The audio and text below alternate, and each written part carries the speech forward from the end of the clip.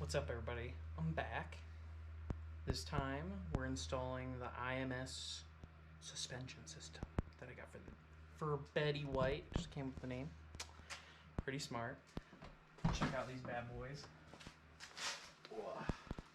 I ordered them black for like beginning of November for the Dobinsons sale, and then they got here 2.5 weeks ago. But wanted to make sure I got the bumper on first before I got this on. So we're going to go for a 2-inch lift. Just keeping it modest. No UCAs or anything. Should be good for keeping the CVs nice and safe. While we're in there, I got Timbren off-road bump stops in the back, which right now with the bumper on, they're sitting on them, so it's actually really good I put those on.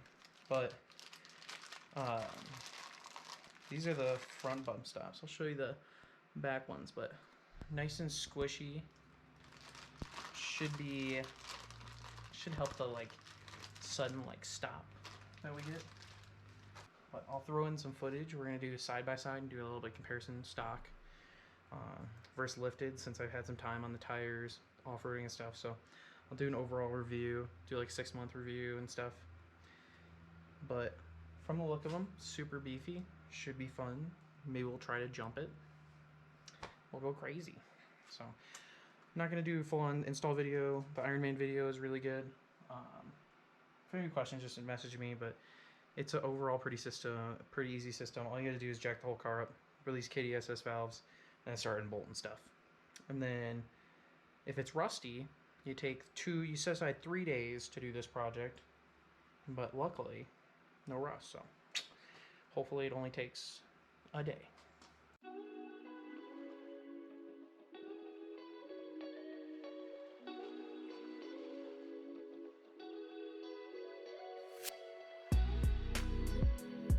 One tip for lift kits: buy one of these tools. Lower control arm pry tool. Pretty solid. Thought I'd give you guys a side-by-side of the IMS versus the stock. Even down here, look at that. That's just so much more reinforced. But I'll give you an update while we're at. Got passenger side in a lot harder than I expected. For the amount of force I put down, definitely get one of those pry bar tools. But I dropped the KDS sway bar, but it's looking good. No hitting or anything like at droop. So, but that's it's got to sit and then settle out. And I was gonna get the bump stops on, but I don't have a pipe wrench to get those off, so it'll just have to be another day. But we'll get this bad boy fitted up, get the KDSS spacer on the other side, and send it. One thing I just figured out while I was doing it, it's called KDSS spacer.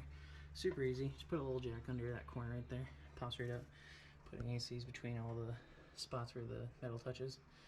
But it looks like Kyle from Tree Oak didn't include hardware on top. He included the bolts, the longer bolts, but the thread, those are the OEM ones, the thread on it is way smaller on these, but happens to be exactly the same thread as your OEM stock top nuts. So I'll actually have exactly enough hardware for the back. So I don't know if that's how it was supposed to be, but worked out. Almost had to see if my neighbor would take me to the hardware store. Luckily, it all worked out.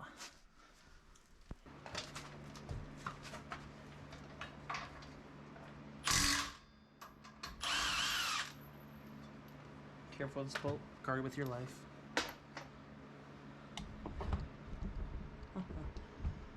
There you go. And now, this old crappy shock. Right out. This tube, these are known to rot out. My Sequoia, it rotted out. I'm gonna just spray a ton of fluid film in there. If you don't have cans of fluid film around your place, I don't know what you're doing. Probably live in Arizona.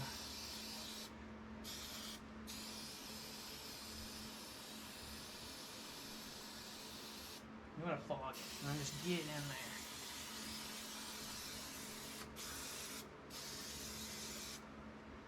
If it's messy, you're doing it right. So now, we've got the axle loose. We can start popping out springs. So we did everything right. Oh, look at that.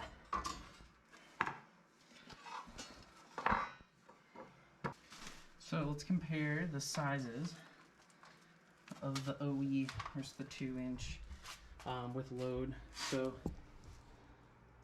they're close in height, but obvious difference. Even the thickness, like the gauge is a lot bigger. So we are done. Got the rear installed. Got the KDSS spacers installed. I'll take back what I said earlier. Turns out I was wrong. The smaller hardware is for the rear, so and the big ones are for the front. So I had to quickly take that apart. I'm a little dirty. NECs is all over everything, but we're done. Now we just gotta throw the tires on and just send it. There we go.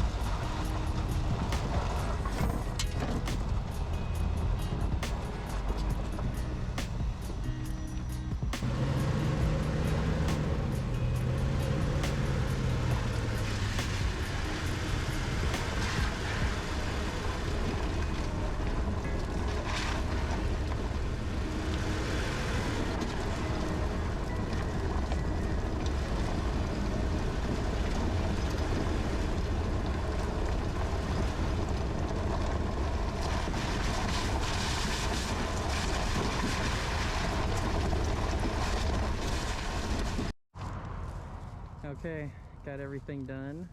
Been testing. You guys saw the clips of how it did. These are what it looks like afterwards. Looks pretty good. I've already been playing in the microwave.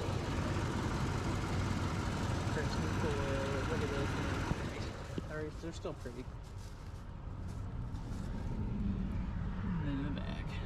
But so far, just going through here, the little whoop section, you'll probably see in the video,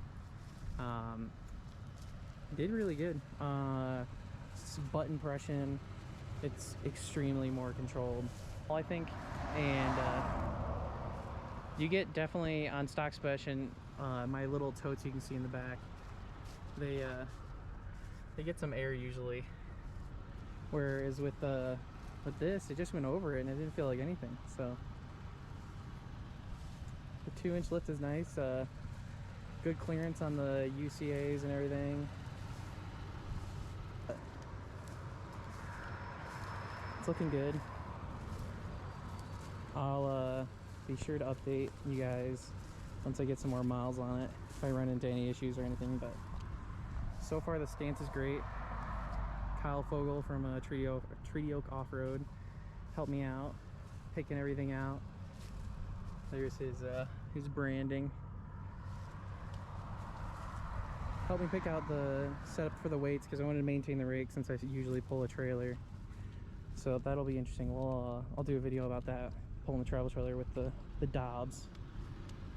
But I've had nitro chargers, the OME stuff on my Sequoia, and then I had the Dobinsons long travel stuff, just the twin tube. And then now this stuff is night and day. On my Sequoia, it felt just like way firmer. It didn't feel like it bottomed out, it just felt firm. Whereas this, it feels like it's got the stock softness, but somehow it doesn't bottom out, even without the front foam stops yet that I put in. So I would definitely recommend it. It's definitely worth the money over the twin tubes. If you have the money, do it. I don't know if bypasses are next. I know eventually I'm going long travel with everything, but for now, I think just the IMS is a good step before you start getting into the big money stuff. And then my one friend has the MRRs, and he has an issue with just finding a place to even put the reservoir in the front, because everywhere you put it, it kind of rubs and it's not in a great spot. So I don't do really any high speed wheeling or anything. I like to go have a little bit of, like to be able to keep pace, and this really helps it and aids in the comfort, especially like the long cruises.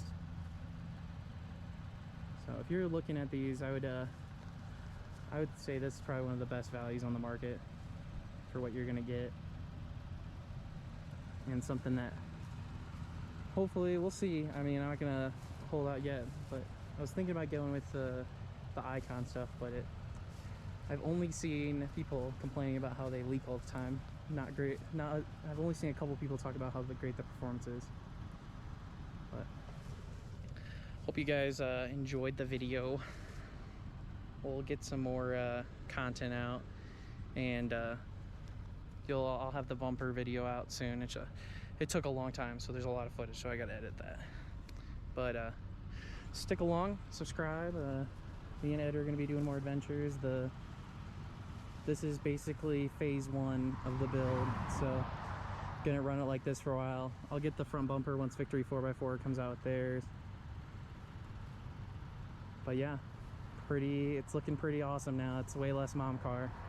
The front bumper chop is crucial. Definitely do that. Okay guys, see ya. Subscribe.